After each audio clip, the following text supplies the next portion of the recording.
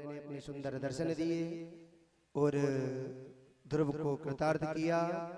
अब आगे मैत्रेय मुनि जी कहने लगे कि विदुर जी, कथा तो बहुत है, आज हमें कृष्ण जन्म की कथा भी करनी है, तो समय तो बहुत लगेगा, तो क्या करें? तो मैत्रेय जी ने कहा, हम सभी कथाओं को बस स्पर्श करते करते चलेंगे और आप सबको भगवान के अवतारों की और उनकी कथाओं का वर्णन कराते चलेंगे। ठीक है ना जी? मैत्रेय जी ने ध्रुव जी से कहा और हम आपसे कह रहे हैं। ध्रुव जी को वरदान दिया। ध्रुव जी अपने घरे आए।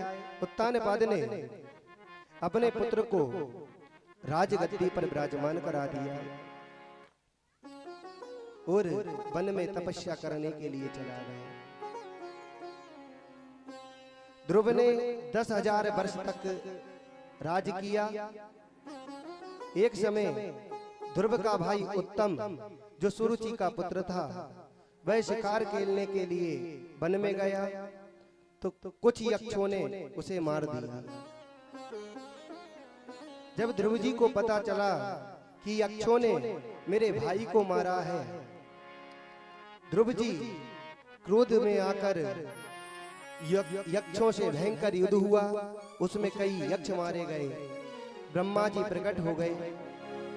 ब्रह्मा जी ने कहा, ध्रुव ये मत करो, किसी एक यक्ष ने तुम्हारे भाई को मारा था, लेकिन तुमने तो सैकड़ों यक्षों को मार दिया, लाखों यक्षों को मार दिया।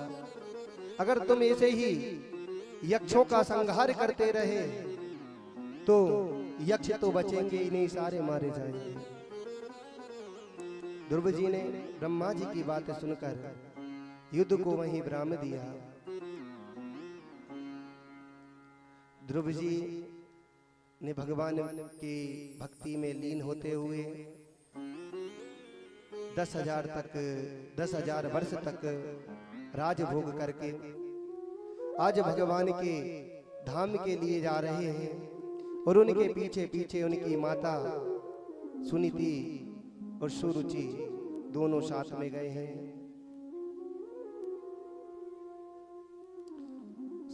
ध्रुव जी के लिए एक लोक अलग से दे दिया, ध्रुव लोक।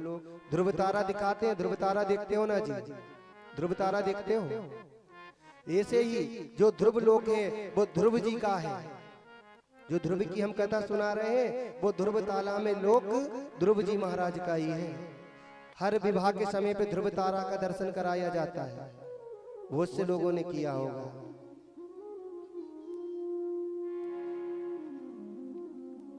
अब आगे कथा श्रवण कराते हुए कहते हैं कि एक राजा थे अंग, उनके पुत्र हुए बेन। बेन बड़ा ही क्रूर स्वभाव का था, हमेशा अपनी प्रजा को नुकसान पहुंचाता था। एक समय ऋषियों को सताने लगा तो ऋषियों ने उसे श्राप दे दिया और बेन मारे गए। अब जब कोई देश में राजा ना हो तो चोर डाकू बढ़ जाते हैं, लूटपाट होने लगती है। जब राज्य में कोई राजा नहीं था तो आताताइयों का आक्रमण होना प्रारंभ हो गया। संत और ऋषियों ने विचार किया कि क्या किया जाए, तो बेन का मृतक शरीर पड़ा हुआ था, उसको मथा गया। बेन के शरीर को मत कर पृथु भगवान का प्राकट हुआ। बोलिए पृथु भगवान की जय हो। ये भी भगवान के अवतार हुए।